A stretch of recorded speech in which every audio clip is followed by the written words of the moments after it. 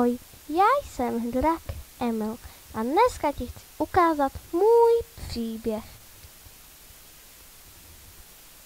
Jednou jsem si jenom tak voletoval a ošklivý mrak mě zhodil dolů. Spadnul jsem do koše a odtamtud mě odvezl traktor. U koupaliště mě hodil do vody. Nevěděl jsem, co mám dělat, tak jsem zkusil vykopat díru. Šlo to jak po másle. A díra byla hotová. Stáhlo mě to do kanionu a z kanionu jsem jel rovnou na skládku, která se prode mnou propadla.